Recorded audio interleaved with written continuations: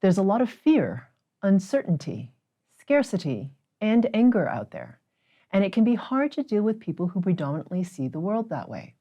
Especially as your vibration rises, you can become more sensitive to people who have these heavier, denser patterns. And if you're not aware of how to hold your space, they can really start to impact how you feel, how you think, and how you experience the world.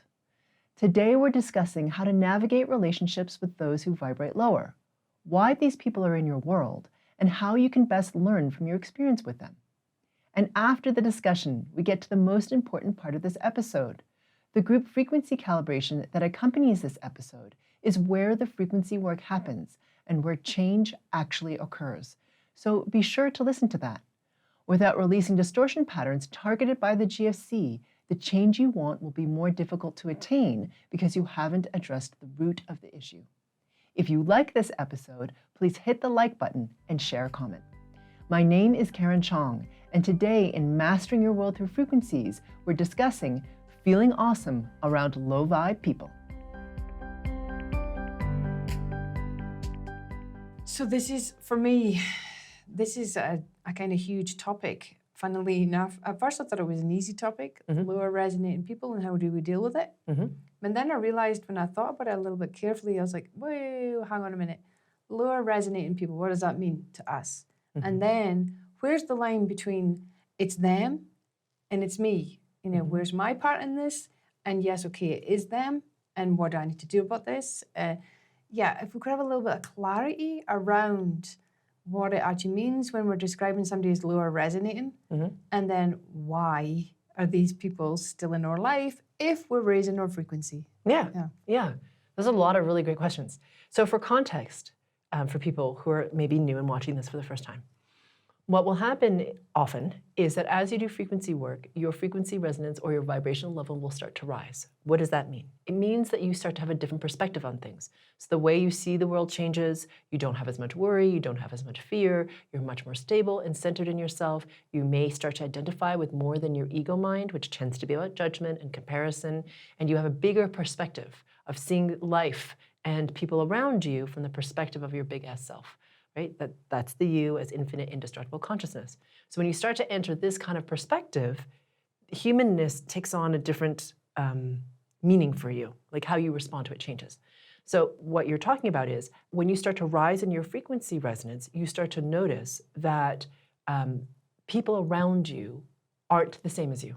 So people who've been around you for a while, for example, you know, people in your family or your coworkers or whatever, you're always fine with them. But now all of a sudden you're noticing that the resonance that they inhabit and the resonance that you are is not the same. Because you've noticed that they're more habituated in fear or worry or stress. And they don't really want to come out of it. Kind of like to stay in that drama. Yeah. Okay? So you start to notice, like, it doesn't feel so good for me to hang out with them anymore because they feel different than the way I feel internally. Okay. So there's nothing wrong with noticing that distinction because that will happen. You will notice that most people aren't the same as you in terms of what they focus on, how they feel to you, what they do in their lives, etc.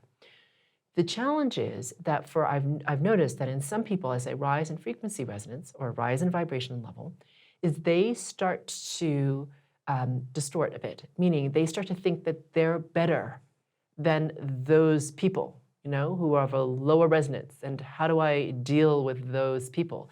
And then other people get afraid, like, oh my God, they're of a lower resonance. Maybe I'll drop my resonance because of them. It's their fault.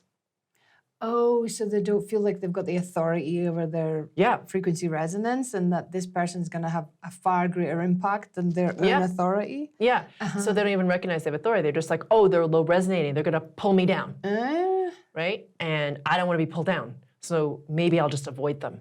Do you see how it can kind of go? Yeah. So when some people talk about dealing with low frequency resonance people, that's kind of what I've noticed comes up for people. Right. Okay. So I think the challenge is that the first thing I'd invite people to do is to ask yourself the question, why do you feel that what they are doing impacts you? Because as your frequency resonance rises, you and I've talked about this before, you internally strengthen. So it means you're not triggered by as many things or the same things that you used to. You're internally more stable. If people are freaking out around you, you can acknowledge their stress and you can see why they are, but it doesn't touch you in the same way. Yeah. So you have to ask yourself, why do you feel that someone can pull you out of that center? Okay, like why do you have that fear in the first place? So I guess that's the key word, right? Yeah. I mean, for me, that would be a signal. Okay, so my frequency resonance isn't stable or high enough that I can slip into fear that quick. Yes. You know, and Exactly. pull my own resonance down. Exactly. So to your first question, who is it creating this low frequency resonance dynamic? Is it them? Is it me? Is it the two of us together? Yeah. So to understand and to be open to examining how you are impacting the dynamic that is happening in front of you. And the other thing too is that I think that it's interesting. I feel like when we have patterns of low self-worth and we don't have a lot of confidence, it can distort into disdain, right? Like I am better than you. So you have to really watch your ego mind. It's like, I have more power than you. I'm more evolved than you. I'm more awake. I'm of a higher frequency resonance. Therefore, I mean, you don't know better because you're lower than me. Yeah. It can be very easy to go there. So the ego mind is very slippery. It can easily pick up on these nuances and start to amplify its nonsense, really, in terms of trying to make you feel good and stake in your identity of I am so awake and you are not, So to be really aware of your ego mind and sort of ask yourself the question, we're all part of the one. We all have this internal spark of the divine within us. We all have a big S self. So why do you feel like there's a need to dismiss them or make them less than you? They're just a human having an experience. Yeah. Really. I think that's for me, that's a signal of fragility as well, isn't it? When we look at another person in that way and we need to belittle them to make us feel stronger or better or higher, whatever the adjective is, then for me, that would be a signal, hang on a minute, right? If I cannot see this person as an equal that's just in a different place right now, then am I as resonating in my frequency at the highest bandwidth as I think I am? Yeah, exactly. Right? Exactly. It's just like, would you really think that a 6th grader is worse than a 2nd grader? They're just at different places. The 6th grader isn't better. They just are in 6th grade. Yeah. That's the only difference, really. Yeah. Okay, so to deal with this, so because there are situations, like say at an airport, places like that, where you're stuck in a confined area with people that are going to have their dramas. Yeah, for sure. Whatever that needs to be. How do we deal with that? Yeah. We want to maintain the higher bandwidths that we are. Yeah. So, what kind of tools? How do we recognize? How do we pull ourselves back in? Yeah, all How that do stuff. we deal with that? Yeah. Yeah, it's true. Because whether it's an airport or even, for example, like a company meeting, let's just imagine, right? You don't really vibe with everybody else who's coming to the meeting, or there's people there who are, more oppressive or fearful or worried or whatever, creating drama. How do you deal with that? So my response to that is to really come into your center point, to really become aware of holding your space before you're in the situation. So meaning you're not at the airport yet, you're not in the meeting yet, okay? So here you are at home, right? So you're at home, maybe by yourself, in your own space. So to imagine yourself coming into your center or to your zero, there are meditations on our website called Centering into the Zero GFC if you need help with that, and then we'll pull you right in. And then as you're here in the centered space, imagine yourself in that space, so meaning at the airport or at the meeting, and notice how you change. Okay, well, does your own frequency resonance drop? Okay, so now come back into center. Here you are in the room. All right, do it again, right? So that you are imagining yourself in the space, and then notice if you can hold, right? So you can hold your own center, your own space. And it may be that you don't do it perfectly, and it doesn't matter, but the fact that you do it consciously before you actually get to that place, you'll be able to do it better when you are there, because you've thought about it, and you've imagined yourself there, and you've practiced. It's like doing, push-ups or whatever, weightlifting. Yeah. Right? So this is a preparation. Yes, basically. a preparation right? So that you're aware of, and then when you're in the space of the airport or the team meeting or the meeting with your mother-in-law or, with family people that you don't really like or whatever it is, you know, then to be really aware of your body. I was just going to say, but I find the body an amazing tool. Oh, absolutely. To be super aware of the body. So here it is, they're talking to you and you can feel that they're trying to push into your space or you feel the density of them and you're like, oh, that's not good. So instead of focusing on them, focusing on yourself to become aware of your body, to become aware of the space between your toes. Okay, that's how deep my breath went that time. I think it's gonna get deeper next time. And they're talking to you and you're present with them, but you're also focused very much on your body. And by doing that, you stay anchored in the center of your 0 point much more than if you're not. If you're just kind of freaking out because you're in their drama. And what you may notice is that for some people, they notice that you're not coming into their drama. And they'll try harder. And so now it's like to respond to that by rallying. You're like, no, I am in my center. I can feel my ribs, or whatever it is, so that you really stay anchored in your body, because some of you will feel them try harder to pull you into whatever dynamic they have, because it's a power dynamic. So to know that, okay, I don't have to go into battle with them. What I will do, though, is stake in myself and my resonance, because that's really important right now. So to do that. Yeah, don't sell it to the other person. Exactly. Or give it away. Exactly. Yeah, it's sometimes it's tricky with a partner or a kid, right? But I've practiced it myself, and sometimes it's been hard for me to actually focus on what they're saying because I'm so busy like space between the toes. It's true, because it could be somebody who is normally of a higher frequency resonance.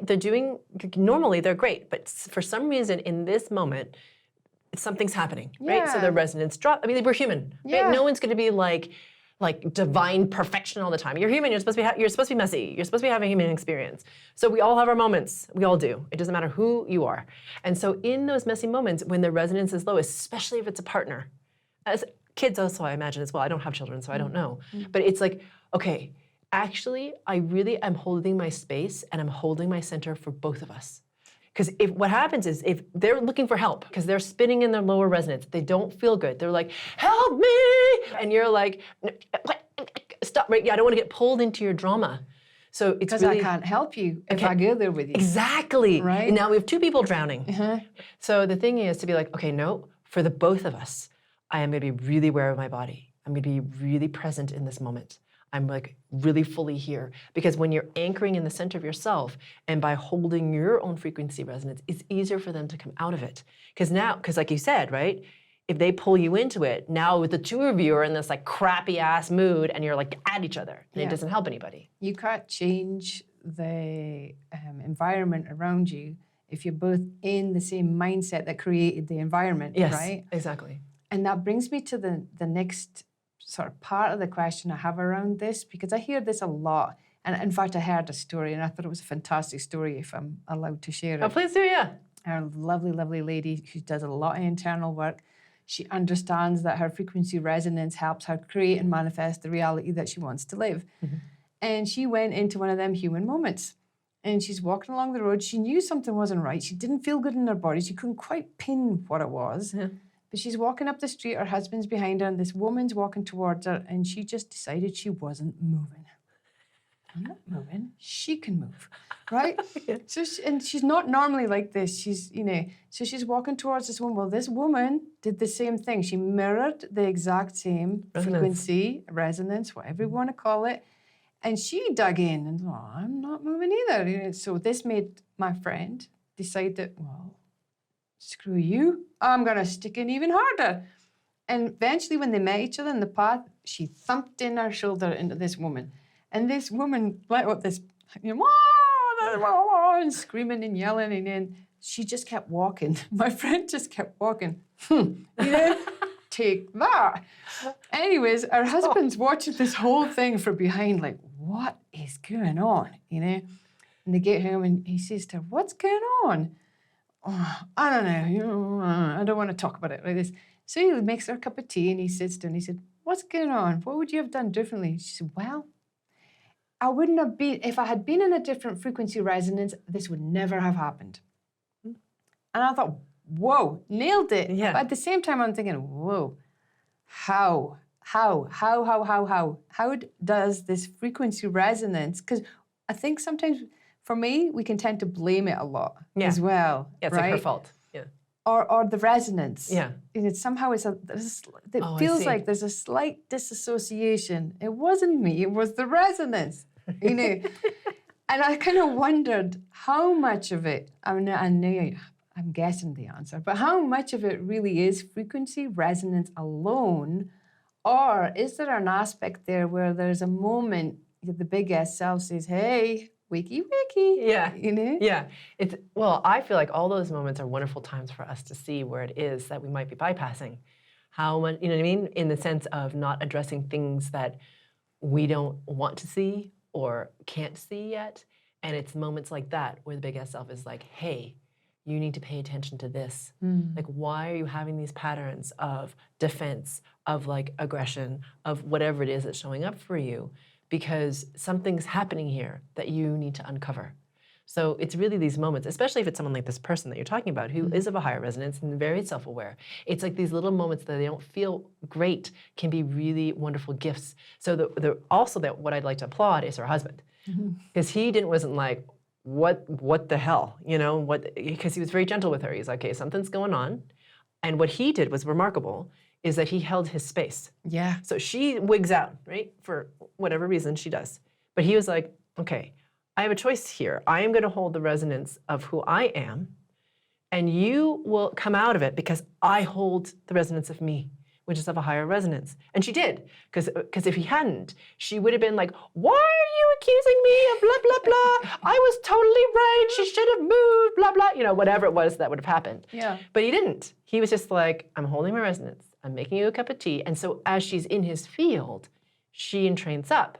So she can have the perspective of like, well, this is what it reveals to me, right? She actually can get to the space or the frequency resonance or vibrational level that she can introspect without being in that low level vibration or resonance of blame. Yeah. Where the ego is like, I'm right, you're wrong. It was her fault. Yeah.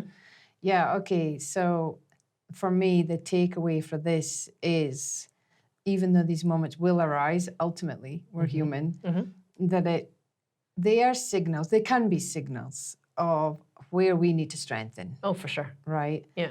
And the other takeaway is, okay, so we can use the body as a tool to keep the frequency resonance for the other person. Isn't that a form of love as well? Absolutely. Right? And respect, and I feel like. respect and love. Because oftentimes I think, speaking generally as humans, we think we've got to go there with them. Yes. And I think through parenting anyways, what I've learned is, no, I've actually got to be stronger. Yes. Right? That's right. Yes. So we can, if we use the body as a tool and we can, come back into it and hold that frequency resonance, we're actually of more help. Absolutely. To the collective. Yes. Right? Yeah. Okay. Yeah. And again, I'm not quite, the frequency resonance, does it create these people in our lives? Oh, I see what you're saying. Why are they there? Yeah. Okay. Well, it depends. So sometimes the higher self uses this as an opportunity to show us where we're weak and where we have to strengthen. Right. And so I guess it's and. So the higher self does this, and the frequency resonance does create it. Because you have it running through you. So therefore it calls that same resonance into your life. But when it's an example like this, it's to show you like, hey, you need to release this from you. You're at the point now that it's enough. You don't really need these anymore to serve you. And if you're not of a high frequency resonance and you have a lot of these distortions running, yes, it calls more and more and more of that in with lesson attached to it, because there's so much of it. You know what I mean? There's so much more drama. There's so much more people that are aggressive or mirroring your own resonance. Yeah. Really what it is, right? So now you're calling in more people without really realizing it, who are, not yielding, combative, all that sort of stuff. And you think, then you start to think, why is everyone so mean to me? What's wrong with me? You see. So do you see how it can spiral that way as well? Yeah. Right? It can also confirm the already beliefs about yourselves to keep you in that place. Yes, right? exactly. Keep you in that lower state. Keep you in that lower state. So what do we do about that? So my suggestion would be to just do the work. So Yeah. meaning, you have to start somewhere. Right? It's like a big bowl of spaghetti, pull on a noodle. No matter what noodle, pull. So because as you start to do the work, you start to clear up, and for many people, it's very, very fast. Yeah. So they'll start to see things shift really, really quickly. And what they'll also notice is, like, for example, in that woman's example that you used your friend, that probably would show up again, but in a different way. So it wouldn't be like her walking on the street. It might be like she's at the grocery store and someone cuts her in line. She's like, you know? So in that moment, as you're confirming the removal of that pattern, you're like, how am I going to be in this moment? Am I going to be like the way I was? How am I going to be? Can I just be kind of from like, hey, I don't know if you noticed this, but the line's back there. So you're still holding your space. You're like, no. But you're responding out without being like, you know? So it's like, hey, I don't know if you noticed, but the line's back there. So like, it's just a different response that you can have to confirm the removal. You can see what I'm saying? Yeah. So that will probably show up for you. So my point is, if you start to do the work and start to confirm the removal, which is like a really, really key practice, it will start to unwind really, really quickly for you in the sense of release more and more distortion. You'll see it more clearly when it appears and choose and have the space to choose something different because you are different and what you create is different. And then what will happen is the people that come into your space, into your world will shift because now they're not mirroring this lower frequency that you're at. They now are more considerate, more kind, more helpful, more collaborative, whatever. So what will happen is that the people who come into your life will be totally different. You know, they'll be of a higher resonance. They'll be kinder, more collaborative, more inclusive, as opposed to combative. Okay? And which also means that you can entrain even higher, Yes. right? Because if they've been at that resonance for some time and are still rising, then you can entrain to that. And of course, it just keeps cycling up like a vortex, right? Exactly. Going up rather than down. Down. Yes. And as you say, the vortex can go up and down. Mm-hmm. So it kind of depends which kind of end you want to be on. Yeah, exactly. So when you do a GFC for this, what's the purpose of the GFC? Are we going to be moving into a place where we can hold our center? Like, because we've talked about the body, we've talked about frequency resonance. How does a GFC help us? Yeah, because a lot of this isn't about what you think. It's about the resonance that you are and how much of the distortion you can clear. So the clearer you are of distortion, the more easily you can be in the center of yourself, more easily in the 0 point, which will then allow you to hold your space better.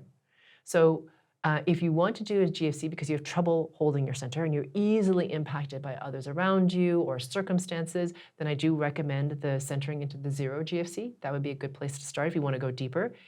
If, however, you want to do something right now that's free, you can watch the GFC that's associated with this episode, and it will start to help you move more into your center and start to release the distortion patterns so you don't get impacted as much by other people around you and what they're feeling and what they're experiencing. And for those of you who have enjoyed this episode, please like it and share it with a friend. We're about to start the Group Frequency Calibration, or GFC, where we actually do the frequency work and where change is catalyzed. To get to the GFC, click on the square that'll appear to the right or the link in the description below. It's time to bring in a new experience, a new consciousness, and a new world. Let's rise together.